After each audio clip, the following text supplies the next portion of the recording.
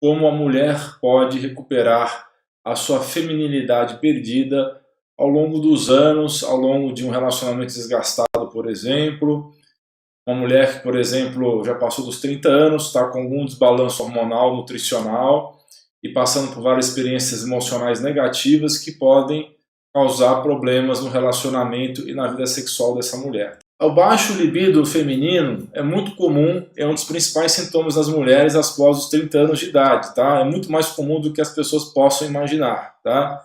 E tem estatísticas falando que até 70% das mulheres, em algum momento, dos 30 aos 60 anos, vai ter esse sintoma, por flutuações hormonais. E outra estatística diz que 40% das mulheres vão ter algum problema sexual persistente ao longo da vida. Então é um problema muito sério, muito comum, e que raramente os médicos tocam nesse assunto por problemas culturais nossos, que a sexualidade feminina ainda é vista como tabu pela maioria das pessoas. As próprias mulheres têm dificuldade, às vezes, de abordar assuntos íntimos numa consulta médica, né? Até mesmo com o ginecologista, às vezes, ela não aborda esse assunto. Foi feito um estudo com 2.000 mulheres, tá? E percebeu-se que as mulheres que tinham baixo desejo sexual, baixo libido, tinham o dobro de fadiga, o dobro de depressão, baixa memória e baixa qualidade de vida, tá? E percebeu-se também que esses problemas de desejo vão acontecer a partir dos 30, 35, 40 anos de idade, tá? E como eu já falei, apenas 1/3 dessas mulheres buscam ajuda. Quais são as medicações que podem afetar o desejo sexual tanto em homens quanto em mulheres? Anticonvulsivantes, remédios para convulsão, medicações para o coração e também para pressão arterial alta. O anticoncepcional oral, temos uma live anterior falando sobre isso, né? Que quem toma anticoncepcional vai ter problemas de libido e desejo sexual, né? Os medicamentos derivados da morfina, os opiáceos, né? Também alteram. Anti-inflamatórios esteroidais, que são aqueles anti-inflamatórios comuns, tipo diclofenaco, nimesulide, né? Os psicotrópicos, que são os medicamentos que afetam a mente, de modo geral, e as anfetaminas, esses são os mais comuns que afetam o desejo. Então é muito comum, por exemplo, mulheres hoje em dia que querem emagrecer usam muito a fepramona, né? Medicações antigas que foram proibidas por um tempo, que foram novamente agora liberadas. As mulheres querem emagrecer rápido, não se preocupam muito com a própria saúde, né? Querem emagrecer a todo custo e estão aí voltando a usar a fepramona, por exemplo. Essas anfetaminas podem afetar o desejo sexual. Então, quais são os efeitos do baixo libido nas mulheres? A mulher que tem baixo desejo sexual, ela vai apresentar depressão, sentimento de deslocamento, de inadequação, problemas de comunicação com o parceiro vão acontecer, ela vai se isolar do parceiro, a baixa autoestima é muito frequente e também aumenta muito a ansiedade dessas mulheres. As deficiências nutricionais tem que ser a primeira coisa que a gente tem que abordar, né? É muito importante abordar isso porque a gente sabe que as mulheres que estão na pós-menopausa, elas correspondem a 13% da população, só que elas tomam 30% dos remédios. Então é muito comum a mulher pós-menopausada estar naquela situação de polimedicação. Então esses vários remédios podem levar a deficiências nutricionais, é muito comuns, remédios comuns que a gente usa, por exemplo, antiácidos, os prazóis da vida levam a deficiências nutricionais, e também isso acaba levando ao baixo libido, né? E não adianta sair tacando hormônio na mulher se a nutrição dela está ruim, porque a absorção dos hormônios vai ser inclusive ruim se a pessoa tiver com alterações nutricionais. Então é muito importante primeiro abordar nutricionalmente essa mulher, para depois pensar em hormônio. Então aqui tem alguns sintomas relacionados à deficiência nutricional, levando a baixo libido. Desejo ruim, fadiga, letargia, né, o pensamento com dificuldade, né, o fog thinking, a pele seca, unhas quebradiças, ganho de peso, depressão, imunidade baixa e perda de cabelo. São coisas muito comuns em mulheres com deficiências nutricionais, levando a baixo libido. Quais são os medicamentos que provocam? Já falamos dos antiácidos, dos prazóis da vida, né, das ranitidinas da vida. Os antibióticos também causam esse problema. Vários antidepressivos os fazem cair, né, o seu estado nutricional. Os anti-inflamatórios também. Os remédios para diabetes, o hipoglicemiante. Os antihipertensivos são remédios para pressão alta. E as estatinas, que são os remédios para baixar colesterol. Então, pessoal, como é que você vai fazer para verificar se a pessoa está com deficiência nutricional? Normalmente você vai pedir exames para essa paciente, né? E aí está a grande dificuldade, né? No Brasil isso é quase um pesadelo, porque nós temos que pedir exame para vários vitaminas, que no Brasil ainda é considerado um luxo isso aí. Quando você pede um monte de exame de vitamina mineral e oligoelemento, normalmente o convênio chia, ou até mesmo quando a mulher vai nesse laboratório, o técnico do laboratório acha estranho que está colhendo tanto exame, né? Então, às vezes, você tem que lançar mão de outros recursos, como mineralograma capilar e outros exames menos convencionais, que é o caso do sensograma e o oligoscan. As deficiências nutricionais, qual é o tratamento? Devemos primeiro corrigir deficiências nutricionais mais comuns. Então, o que é mais comum no Brasil? Deficiência, por exemplo, de iodo é comum, de magnésio é muito comum, vitamina D3, vitamina C, porque as pessoas estressadas têm deficiência de vitamina C, ômega 3, porque a nossa alimentação está com uma razão entre ômega 3 e ômega 6 muito ruim, né? Ele devia ter 3:1 em relação ao ômega 6 e ômega 3, e hoje em dia nós estamos até 40:1, então quase todo mundo tem deficiência de ômega 3. Também vitaminas do complexo B, principalmente o B9, né? E o ácido fólico, a B12, que é a cobalamina, deficiência de selênio, de zinco, tudo isso tem que ser aferido, né? Corrigir essas deficiências mais comuns, tá? Alguns pacientes devem fazer protocolos intravenosos personalizados, por exemplo, usando a glutationa, que são enzimas antioxidantes, e é fundamental em todos os pacientes tratar desbiose intestinal. Temos live anterior sobre desbiose intestinal, dá uma checada na lista de lives lá ou no canal do YouTube. Essa é uma aula muito importante. Também corrigir situações que levam ao diabetes mellitus, né? A intolerância à insulina ou pré-diabetes. Corrigir a fadiga adrenal, que é fundamental. Também temos lives anteriores sobre fadiga adrenal. É muito comum também essas mulheres terem deficiência de proteína, tá? Comer pouca proteína. Mulher em geral come muito carboidrato e se esquece um pouco de comer proteína, tá? E níveis de proteína são essenciais para manter a dopamina. A dopamina é um dos principais hormônios do cérebro, junto com a serotonina, para manter a sensação de prazer no cérebro, manter uma condição antidepressiva no cérebro. É importante ter que manter serotonina e dopamina em bons níveis, tá? Então a dopamina está ligado, é o neurotransmissor ligado ao desejo e bem-estar, né? Está ligado à sensação de energia e de bem-estar. Então é importante você consumir proteína, que pode ser do whey protein, pode ser um extrato da ervilha ou do arroz, daí você tem produtos no mercado para isso, né? Ou você pode ter que comer da própria alimentação, mas tem que ser níveis adequados de proteína. E também a proteína é essencial para os ossos das mulheres que estão acima dos 40 anos, que estão entrando na osteoporose, tá? O pessoal lembra de cálcio, às vezes se lembra de magnésio, às vezes se lembra de vitamina D3, se lembra às vezes do K2, se lembra do boro, do silício, e muitas vezes se esquece da proteína que é essencial para a matriz óssea. Outra coisa que é fundamental para a mulher que está nessa situação de baixo libido é você verificar a reposição do diindol-metano e do indol-3-cabinol. O diindol-metano e o indol-3-cabinol são substâncias fundamentais para proteger o metabolismo do estrogênio das mulheres. Então, quando você tem boas condições, boas concentrações de indol-metano no sangue, você vai favorecer o metabolismo adequado dos estrogênios, evitando os metabólitos que são cancerígenos, tá? Então não é todo estrogênio que é cancerígeno.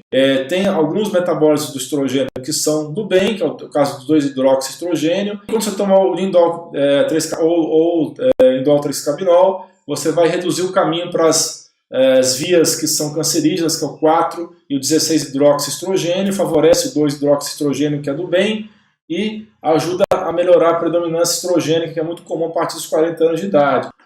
Então, pessoal, tem várias vitaminas, nutrientes e fitoterápicos que podem ajudar fora o diindol-metano ou indol-3-cabinol. Tem a genisteína, que ajuda nos fogachos, nos suores noturnos das mulheres menopausadas.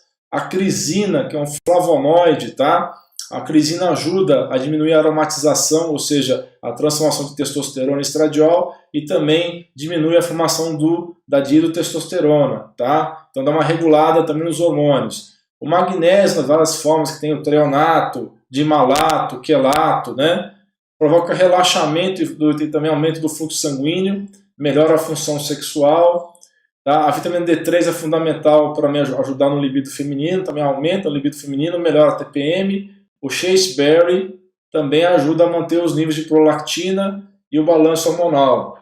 Então, quais são as outras vitaminas, nutrientes e fitoterápicos que podem te ajudar? Né? Você tem aí a marapuama, o dong quai, o horny goat, o ginseng siberiano, o panax ginseng, o ashwagandha, que é da medicina ayurveda, o black cohosh, a mucuna pruriens, a rhodiola rósea, o 5-HTP, né, que é o precursor da serotonina, né, 5-hidroxitriptofano, e também os aminoácidos são precursores do GABA. Todas elas ajudam nessa situação das mulheres com baixo libido. Muito bem, o estrogênio, para poder funcionar direitinho, ter os metabólitos do bem, que é o 2-hidroxi, evitar o 16-hidroxi e 4-hidroxi são do mal, é necessário ter bons níveis de vitamina B6, vitamina A, C, D, E e K, zinco e selênio, cálcio, magnésio, ácido fólico, folato, né? Cisteína e colina, tá? O cálcio ele vai ajudar a quebrar o estrogênio no fígado. A cisteína, que é um aminoácido, vai evitar a oxigenação do estrogênio, que é cisteína, não é homocisteína, tá? E vai prevenir, então, a cisteína vai prevenir o câncer de mama. A vitamina B6 protege os genes de danos provocados pelo 4 e 16-hidroxiestrogênio, que são os estrogênios do mal. E a vitamina D ajuda no efeito positivo do estrogênio nos ossos. E a K vai baixar os níveis de estrona, que pode, em alguns casos, ser também cancerígeno. Então, quais são os nutrientes que ajudam na tireoide? Então, é muito importante, como eu falei, ajudar na adrenal dessas mulheres e também ajudar na tireoide, tá? Para a tireoide, a tirosina é importante. A tirosina, aliás, é importante para vários neurotransmissores, né? Ajuda a formação da dopamina. A tirosina também ajuda na formação da adrenalina e noradrenalina, ajuda na formação dos hormônios tiroidianos e também ajuda na serotonina, tá? Ferro em níveis adequados, mulher com ferritina baixa no sangue não vai ter boa produção de hormônio tiroidiano, tá? Zinco, cobre, selênio e iodo são todos importantes para o tireoide funcionar direito. Colina e as vitaminas A, C e E. Então, pessoal, temos aulas anteriores sobre fadiga adrenal, mas eu vou falar aqui que a fadiga adrenal nas mulheres pode contribuir para o baixo libido. Por causa de quê? Porque a fadiga adrenal vai dar um desequilíbrio hormonal, vai dar depressão, vai aumentar os níveis de ansiedade, aumentar o ganho de peso, né? Cortisol aumentado e depois baixo no sangue vai levar ao acúmulo de gordura, tá? Perda de desejo e também de ambição profissional. É muito comum quem tem baixo de função da adrenal, né, ou fadiga adrenal, em pessoas com grandes níveis de ansiedade. O fólico, o ácido fólico, né, o folato, ajuda a dopamina e a serotonina a serem produzidos de uma maneira mais adequada. O cobre também melhora a ansiedade. O magnésio regula o eixo hipófise pituitária adrenal. A vitamina B6 ajuda a melhorar os níveis do hormônio calmante do cérebro, o neurotransmissor calmante do cérebro, que é o GABA. E o cromo também vai ajudar na serotonina. A carnitina, que é muito bom para regular a glicemia nas pessoas, também vai ajudar na regulação dos neurotransmissores serotonina e adrenalina. O inositol ajuda a melhorar as vias de sinalização cerebral e a serina ajuda também a equilibrar a química cerebral. Mas tem também a parte psicológica, não basta corrigir a parte nutricional, é importante também abordar esse relacionamento, né? Vários problemas de relacionamento podem baixar o libido feminino, tá? Então, o que você deve fazer para melhorar isso daí? Fazer uma terapia de casal, porque o básico tem que ser feito, que é, no caso, melhorar o respeito do casal, a comunicação, o amor e a afeição, valores e metas devem ser similares. Em relação ao desequilíbrio hormonal e baixo libido, nós sabemos que entre 50% e 75% das mulheres têm sintomas relacionados a desequilíbrio hormonal, tá? Então, essa é a próxima etapa a ser corrigida depois da parte nutricional e depois da parte também psicológica, que entra a terapia de casal. Então é muito comum cair a progesterona e cair a testosterona em mulheres bem antes da menopausa, a partir dos 30, 40 anos de idade, ou seja, antes de você estar em menopausa ou no climatério, vai ter problema de predominância estrogênica, ou seja, excesso de estrogênio em relação a pouca progesterona e queda da testosterona também. Então, entre 30 e 40 anos de idade, como eu falei, comum a predominância estrogênica, que essa mulher não tem pouco estrogênio, mas tem pouca progesterona, né? E a partir dos 50 anos de idade vai ter o quê? Aí que vai cair de vez todos os hormônios, inclusive estrogênio. Como é que faz para avaliar essa mulher? Entra direto com hormônio? Não, não pode entrar direto com hormônio. Nós conversamos aqui. É importante primeiro você compensar a parte nutricional, ver a parte emocional dessa mulher, entrar com terapias corpo-mente, meditação, yoga, né? Começar a dar fitoterápica para adrenal, corrigir a tireoide depois de corrigir a adrenal. Aí depois que você já corrigiu nutricionalmente essa mulher, fez aconselhamento para ela procurar um psicólogo, e aí corrigiu a adrenal, corrigiu a tireoide, vamos passar então para os hormônios sexuais. Antes disso, é importante você fazer um histórico médico extenso dessa mulher. Ela deve fazer alguns exames básicos que toda mulher deve fazer a partir dos 40 anos de idade, que é a densitometria óssea, o Papa Nicolau, o ultrassom de mama, a termografia da mama, para ver se ela não tem alguma lesão pré-maligna ou maligna de mama. E algumas mulheres devem fazer a colonoscopia, né, que é o exame do intestino grosso.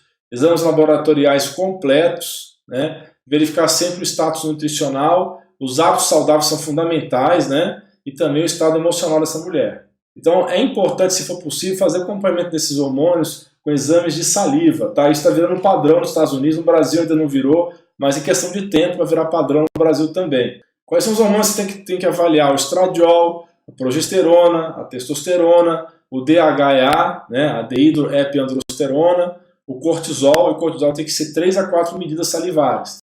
O acompanhamento dessas mulheres tem que ser de 3 em 3 meses ou de 6 em 6 meses, né? As doses têm que ser personalizadas, você só pode repor somente o que está faltando, não fazer reposições exageradas, né? A gente sabe, por exemplo, que antigamente, quando o pessoal fazia modulação hormonal, às vezes errava a dose. Por quê? Porque muitas vezes ia ver o resultado do hormônio no sangue e estava erroneamente baixo. Aí a pessoa começava a aumentar a dose do hormônio no gel por causa do resultado do sangue. Então, por isso que é importante fazer essas dosagens na saliva, que elas vão dar uma visão muito mais real do que está acontecendo com a modulação hormonal. Hormônio bioidêntico causa câncer? Normalmente não. O que causa câncer, derrame, infarto, AVC, são os hormônios sintéticos. É importante você fazer essa modulação hormonal com uma maneira responsável, o médico, no caso, tem que ser responsável nessa modulação, e tem que ter bons hábitos de vida associados, senão esses hormônios podem tomar vias metabólicas ruins, como eu expliquei agora há pouco. É importante que essa mulher tenha uma boa metilação, então ela tem que ter bons níveis de vitamina do complexo B no sangue e tem que ter também bons níveis de indol 3-carbinol ou de diindolmetano. Esse indol 3-carbinol você pode conseguir de uma maneira natural dos vegetais crucíferos, né? Principalmente a couve-flor e o brócolis. Tá? O hormônio natural, que é a progesterona, está à esquerda, e o hormônio sintético, que é a progestina provera, né? É uma progestina sintética, que é a provera, também conhecido como medroxiprogesterona. Tem várias adições aí de radicais que não são naturais para o organismo, tá? Aí tem o radical cetona, o radical metil. Então todos esses radicais artificiais aí vão causar alteração na função biológica desse hormônio. Então os hormônios bioidênticos têm vários efeitos positivos no organismo. Entre eles vai melhorar o humor, vai ajudar a perder peso, melhora o sono, que é um dos metabólicos da progesterona, por exemplo, quando você faz a progesterona à noite, na hora de deitar, ele aumenta os níveis da allopregnenolona, que ajuda a pessoa a pegar no sono e ajuda a acalmar a pessoa também, né, e ajuda na memória também. Melhora do libido, melhora da depressão, da ansiedade, melhora do cabelo, o cabelo fica mais viçoso e melhora dos níveis de energia. O tônus muscular, melhorar a saúde dos músculos, a densidade óssea vai aumentar, tem um efeito calmante, né, melhora a pele, melhora o controle da temperatura do corpo e aumenta a sensibilidade à insulina, ou seja, você vai ter um problema, o açúcar do sangue vai ficar mais controlado. Um grande abraço a todos vocês, uma excelente semana e muito obrigado pela audiência de vocês. Um grande abraço, um beijo no coração. Tchau, tchau.